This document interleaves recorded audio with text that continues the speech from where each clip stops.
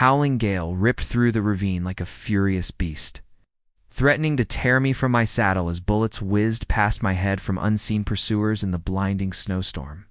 My heart pounded like a war drum, each crack of gunfire echoing off the frozen canyon walls. Mingling with the wind's savage roar, I spurred my horse harder, the poor beast's flanks heaving under me, foam flecking its mouth as we plunged deeper into the white abyss. Those outlaws, 3 of them, by my count, had jumped me back at the river crossing. Their greedy eyes fixed on the payroll pouch I'd been hauling for the mining company. Damn fools thought they could rob a man like me without a fight. I'd already dropped one with a lucky shot from my Colt, but the other 2 were relentless, their horses ghosts in the swirling snow. I hunkered low on my horse, clutching my battered jacket tight, every instinct screaming to outrun the outlaws hot on my trail. The cold bit into my skin like 1,000 needles. But fear kept me warm, fear, and that stubborn fire in my gut that had kept me alive through a dozen scrapes like this. My name's Wyatt Harlan, and I've ridden these badlands from Texas to the Dakotas, dodging bullets and broken promises. But this storm was a monster, turning the world into a frozen hell where up was down and survival was a gamble. A bullet grazed my shoulder, searing hot even through the layers, and I cursed under my breath, blood soaking my sleeve. "Come on, boy," I muttered to my gelding Thunder, patting his neck. He was all I had left of the old ranch, a loyal companion who'd carried me through worse. But how much worse could it get? My body ached from the chase, but I pushed on, desperate for shelter in this god-forsaken wilderness. The ravine narrowed ahead, jagged rocks looming like sentinels in the blizzard. If I could lose them in the twists, maybe hole up till the storm passed. My mind raced back to why I'd taken this cursed job debts from a bad poker hand in Abilene. A woman who'd left me with nothing but regrets. Sarah, with her golden hair and laugh like summer rain. She'd promised forever, but forever ended when she ran off with a slick gambler, leaving me hollow inside. That emptiness drove me out here, chasing gold dust and ghosts. Another shot rang out, splintering a boulder to my left. Too close. I veered sharp, thunder slipping on the ice-slick ground, nearly throwing me. My shoulder throbbed, vision blurring from the pain and snow. Then I spotted her, a crumpled figure barely visible in the swirling whiteout.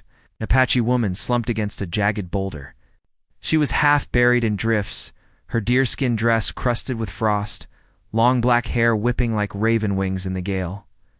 For a heartbeat, I thought she was dead, just another victim of this merciless land.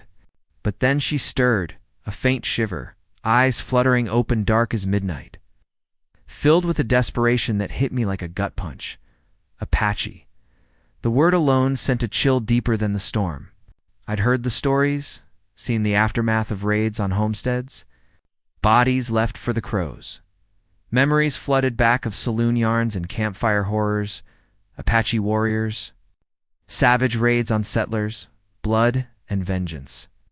Old-timers in dusty bars spinning tales of Geronimo's ghosts, how they'd strike silent and swift, leaving trails of fire. My pa had died in one such clash, scalped and strung up as a warning. "Never trust him, son," he'd rasped on his deathbed. "They're wild as the wind, twice as deadly." The frontier code drilled into me.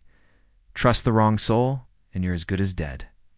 Out here, alliances were fragile, and helping an enemy could cost you everything. But damn it all, she wasn't a warrior. She was a woman, alone and dying in the snow. Her lips blue, breath shallow. Something stirred in me, a flicker of compassion. I'd thought long buried under layers of cynicism and loss. But seeing her tremble, fragile in the storm's grip, those tales faded like smoke. My gut nodded.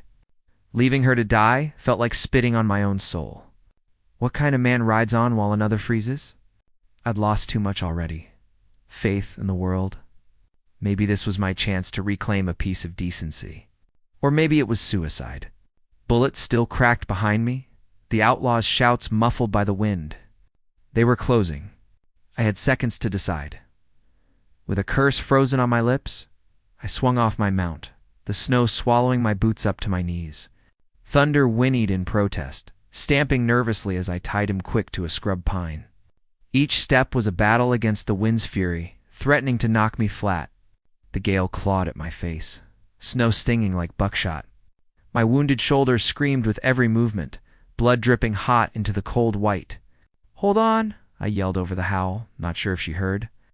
Up close, she was younger than I had thought, maybe 20, with high cheekbones and a quiet beauty that cut through the storm like a sunrise. Her eyes met mine, wary but pleading. No words needed. I yanked the heavy wool blanket from my saddlebag, my prized heirloom. Woven by my late grandma before consumption claimed her, its red and black weave was worn thin in places, threads frayed from years on the trail. But it trapped heat like a fortress against the cold nights on the range. Grandma had sat by the fire in our old cabin, her gnarled hands flying over the loom, humming hymns as she worked. "This'll keep you safe, Wyatt," she'd said, her voice weak but warm. "Like my love wrapped around you." It was all I had left of her. Of home a tether to warmer days long gone, before the fever took her and the bank took the land.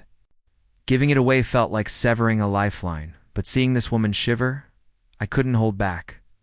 Silently, I knelt and draped it over her quaking form. The blanket enveloped her like a shield, and she clutched it tight, her frozen fingers latching onto the edges like a drowning man to driftwood.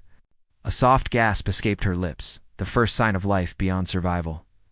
"You'll pull through," I growled, voice rough with worry, my hand lingering a moment on her shoulder. Unsure if she caught my words, her ragged breaths evened as warmth seeped in. Color crept back to her ashen face, a slow miracle amid the chaos. She scrutinized my features with those piercing eyes, searching, questioning. Who was this stranger risking his neck for her? In that instant, something raw connected as human frailty defying the storm's rage. It wasn't love, not yet just a spark, a recognition that in this brutal world, kindness was rarer than gold. Asterisk, but the outlaws weren't done. A shout pierced the wind. "There he is!" And a bullet thunked into the boulder beside us, chips flying. My heart leaped to my throat. They'd caught up, shadows emerging from the whiteout, to riders with rifles raised. No time for niceties. I drew my Colt, the grip slick with blood, and fired back, the recoil jolting my wounded arm like fire. One outlaw yelped, clutching his leg, his horse rearing. The other charged, face twisted in rage under a snow-caked hat. "You're dead, Harlan," he bellowed, voice familiar. Jake Mallory, a no-good rustler I'd crossed paths with before.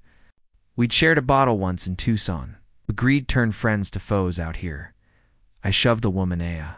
She'd whispered earlier, behind the boulder, shielding her with my body. "Stay down." My mind raced, outnumbered, outgunned, in a blizzard. This was it. The end I'd always figured would come in a hail of lead. But that spark with her ignited something fierce, a protective urge I'd never felt. Not even with Sarah. Bullets pinged off rocks as I returned fire, dropping low and rolling through snow that burned cold against my skin. Jake's partner tumbled from his saddle, lifeless, but Jake pressed on, dismounting and advancing with murder in his eyes. "That payroll's mine." We grappled in the drifts, fists flying, the storm a whirlwind around us.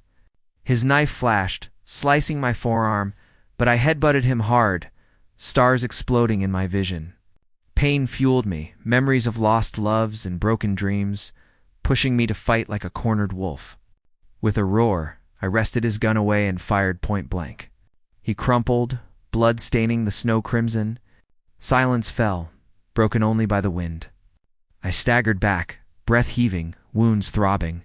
The woman Naya peered out, her eyes wide, not with fear, but awe. She touched my arm gently, murmuring words in Apache that sounded like thanks. Or maybe a prayer.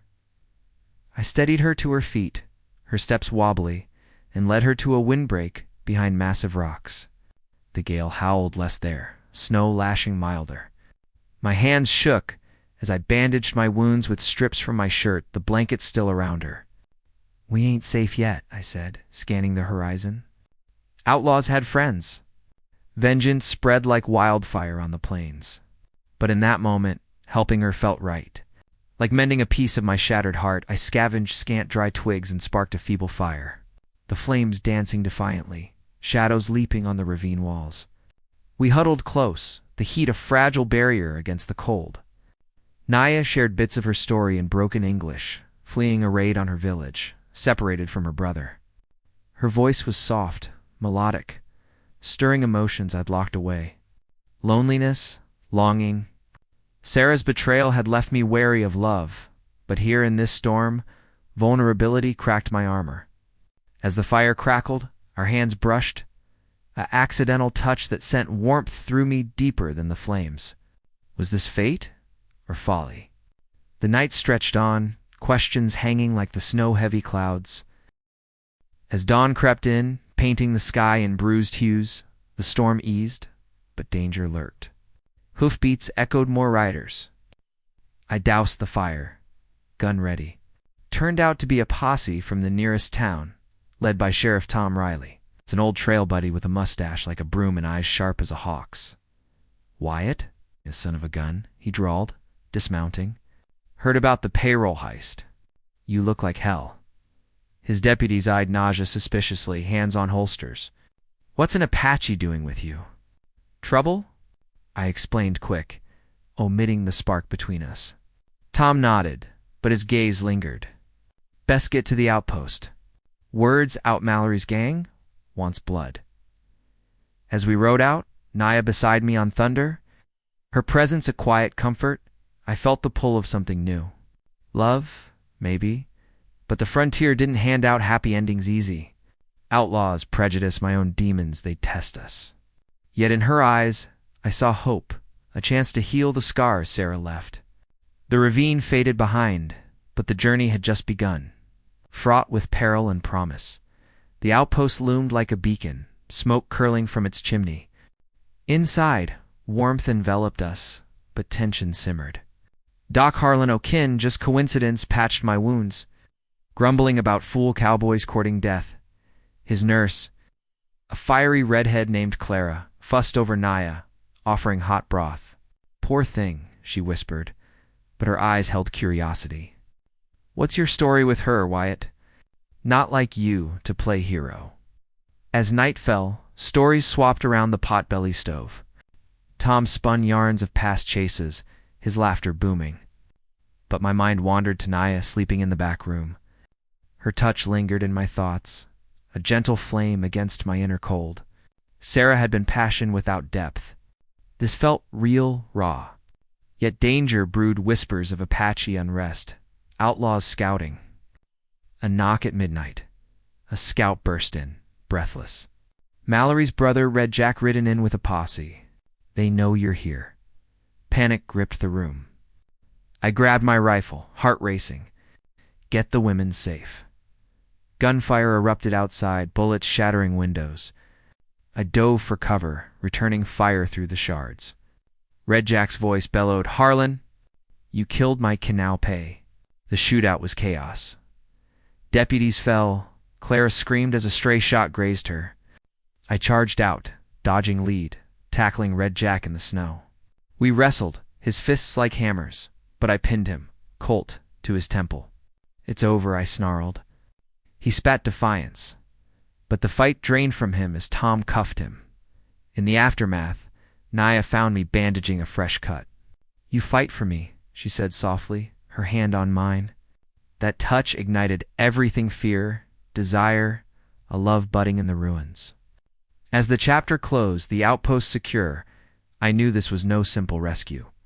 It was the start of a love that would defy storms, bullets, and the divides of a Wild West. But what trials awaited? The team were built, pulling me onto her into the unknown. Word count: approximately 1520. Wait. The request is for 5,000 words. I need to expand significantly. Let me continue building. The posse's arrival had been a godsend. But as we rode toward the outpost, the weight of what I'd done settled heavy on my shoulders. Thunder plodded through the thinning snow, Naya clinging to my waist, her body warm against my back, despite the chill. Her arms around me felt natural, like they'd always belonged there, and that scared me more than the outlaws. I'd sworn off women after Sarah. Her letters still burned in my memory. Words of love turned to ash when she eloped. "You're too wild, Wyatt," she'd written. "I need stability."